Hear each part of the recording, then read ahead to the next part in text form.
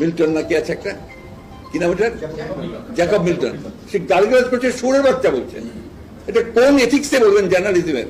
মির্জা ফখরুল সৃজনশীলতার রাজনীতি করে, তার ভাই ফয়সাল আমিনকে দিয়ে ডিসি কে পোস্টিং করায়, আওয়ামী লীগের নেতা কর্মীদের বর্ডার পার করায়, 10 কোটি 20 কোটি 50 কোটি 100 কোটি টাকার বিনিময়ে আওয়ামী লীগের লোকজনদের দুর্নীতির টাকা তার বাড়িতে হেফাজত করে।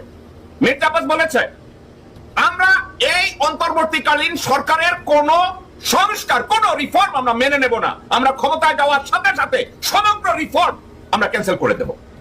বিএনপি 2 বার বা 3 বার সরকার গঠনের পরেও কোন প্রকার রিফর্ম করতে পারে নাই। কিভাবে রিফর্ম করবে যেখানে মির্জা ফখরুল, মির্জা আব্বাস, আমির খসরু মাহমুদ, ইকবাল টুকু, সামা ওবায়েদ, রুমিন ফারহানা, আমানুল্লাহ আমান, এসব সালাউদ্দিন, এদের মতো রক্তচোষা মির্জাফর যখন তাদের মধ্যে থাকে, আমার মুখ থেকে শোনার দরকার নাই, যার মুখ থেকে শোনা ওইটাই শোনা। অনেক বড় বড় নেতা বানিয়েছিলাম, অনেক বড় বড় পদ দিয়েছিলাম, মন্ত্রী বানিয়েছিলাম, যারা কিছুই ছিল না, যাদের এই বিএনপি দিয়ে, শহীদ জিয়া রহমান দিয়ে, আমার দিয়েই অনেক বড় হয়েছে, অনেক কিছু মালিক হয়েছেন, তিনারা সব বেইমানি দালালি। শুনেছেন বেগম জিয়ার এই বলা যে বেইমানি দালালি যাদের কিছুই ছিল না, এখন তারা ঢাকা ব্যাংকের চেয়ারম্যান হয়েছে, মির্জা ফখরুল হয়েছে, মির্জা ফয়সাল আমিন হয়েছে, আমির খসরু মাহমুদ হয়েছে, সানা ওবায়েদ হয়েছে, ভারতীয় নতুন গাবুর সালাউদ্দিন হয়েছে।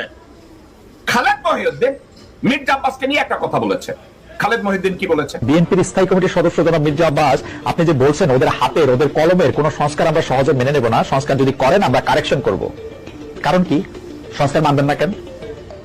আপনারা যদি সংস্কার না মানবেন, আপনার একটা কথা মনে করাই দিই, আপনাদের আন্দোলনের মধ্যে কিন্তু শেখ হাসিনা রেজিমের পতন হয় নাই। আপনাদের স্টেক কতটা আছে সেটা ভাইবা কথা বলে। বিএনপি শুরু থেকে বলেছিল যে এটা ছাত্রদের আন্দোলন, আমরা এই আন্দোলনের সাথে আমাদের কোনো অবস্থান নাই। আন্দোলনের সঙ্গে শিক্ষার্থীরা সরাসরি জড়িত, আমরা এই আন্দোলনের সঙ্গে কখনোই সরাসরি জড়িত নই। খালেদ মহিউদ্দিন যখন বলে যে এই মির্জা আব্বাস, আপনাদের হাসিনার পতনে, স্বৈর শাসকের পতনে আপনাদের তো কোনো ভূমিকা নাই, আপনারা তো তাদের সহকর্মী ছিলেন, আপনারা তো হাসিনাকে অ্যাসিস্ট করেছেন 17 বছর ক্ষমতায় থাকার জন্য, তাইলে ডক্টর মোহাম্মদ ইউনূসের নেতৃত্বাধীন অন্তর্বর্তীকালীন সরকারের সংস্কারকে আপনি কেন মেনে নেবেন না? এখন প্রত্যেকদিন সংস্কার সংস্কার, ওই শেখ হাসিনা যেটাকে উন্নয়ন বলতো, এরা সংস্কার সংস্কার বলতেছে। তোমরা কি সংস্কার করবা? সংস্কার করতে হবে জনগণের মতামত নিয়ে। দেখবেন যে এই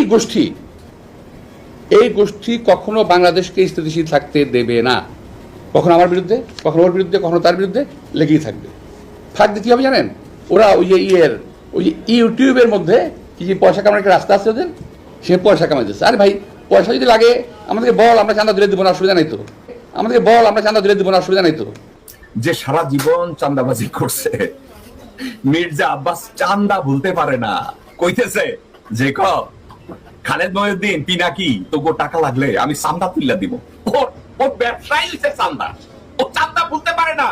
ও কবরে যাওয়ার আগে যদি কোন আজরাইল ফেরেশতা আসে, কইবো আজরাইল তোমার চাঁদা লাগবে, আমি চাঁদা দেই। সারা জীবন খাইছে চাঁদা, ও চাঁদার বাইরে বুঝে কিছু কি বলে চাঁদা তুলে দেব না। কেউ যদি ইউটিউব থেকে পয়সা বানায়, এটা যেমন অন্যায় না, আর কেউ যদি ইউটিউবের পয়সা নিয়ে এমপ্লয়ি চালায়, লোকজনদের দেয়, সেটাও অন্যায় না। তারা তো দেশের টাকা চুরি করে না রে ভাই, তারা ইউটিউব দিয়ে পয়সা বানায়। What is your problem Abbas? তারা কি তোমার মতো চুরি করবে, তোমার মতো চাঁদাবাজি করবে? বলদের বাচ্চা বলো, কেউ যদি ইউটিউব দিয়ে পয়সা বানায়, তোরে চুলকায় কেন? তোরে ইউটিউব থেকে পয়সা বানাইতে নিষেধ করছে কে? তারা ইউটিউব থেকে বানায়, ফেসবুক থেকে বানায়, কিন্তু তারা তোর মতো চোর না, তারা তোর মতো চাঁদাবাজ না, তারা তোর মতো খুনি না, তারা তোর মতো ব্যবসা না। এরা সাজানো বাগান ভেঙে দেবে, কখনোই বাংলাদেশকে স্থিতিশীল হতে দেবে না। আপনারা অপেক্ষা করেন, কদিন পর তা ইউনূস সাহেবকে ধরবে। সাজানো বাগান বলতে মির্জা আব্বাস কি মিন করছে আপনারা কি জানেন? ভারতের একটা বাগান তৈরি করেছে বাংলাদেশে এই মির্জা আব্বাসের মতো খানকির বাচ্চাদেরকে নিয়ে, এর মতো খানকি এবং ব্যবসাদেরকে নিয়ে একটা সাজানো বাগান তৈরি করছে বাংলাদেশে। আমরা ওই বাগানকে জয় বাংলা করে দেব। আমি পিনাকি ভাষায় বলবো, ওই সাজানো বাগান খানকির পোলা জয় বাংলা করে দেব। ওটাকে স্বাধীন বাংলাদেশ করতে হবে। খানকির পোলা শুয়োরের বাচ্চা, ওটা সাজানো বাগান না, ওটা উলঙ্গ বাগান মদখোরদের জন্য, ওটা চাঁদাবাজের বাগান কুত্তার বাচ্চা তোদের জন্য, খানকি বাকিদের জন্য এটা ব্যবসা তারা বানাইছিস, কুত্তার বাচ্চারা বাংলাদেশের রাজনীতিতে। ওটাকে আমাদের জয় বাংলা করতে হবে। শুয়োরের বাচ্চা, তোর সাজানো বাগান, তোর পাশার মধ্যে ঢুকাবো তোর সাজানো বাগান। সাউয়ার পোলা বাদ নেই। মির্জা আব্বাস বলেছে এর এক সময় ডক্টর মোহাম্মদ ইউনূসের বিরুদ্ধে দাঁড়ায় যাবে। আব্বাস, একটা কথা তুই শুনে রাখ, শুধু ডক্টর মোহাম্মদ ইউনূস না, বাংলাদেশের যে কেউ বাংলাদেশের বিরুদ্ধে দাঁড়াবে, বাংলাদেশের অস্তিত্বের বিরুদ্ধে দাঁড়াবে, বাংলাদেশের 20 কোটি মানুষের বিরুদ্ধে দাঁড়াবে, তারই 14 গোষ্ঠীকে আমি উদ্ধার করব। শুয়ারের বাচ্চা না শুধু, তাদেরকে আর কি কি বলতে হবে আমি ডিকশনারি খুঁজে বের করবো। জনাব তারেক রহমান, আপনার দলকে যে কোনো মূল্যে আপনাকে রক্ষা করতে হবে। আপনার দলকে you have to find new breed, যারা আপনার দলকে কনস্ট্রাকটিভ ওয়েতে রান করবে।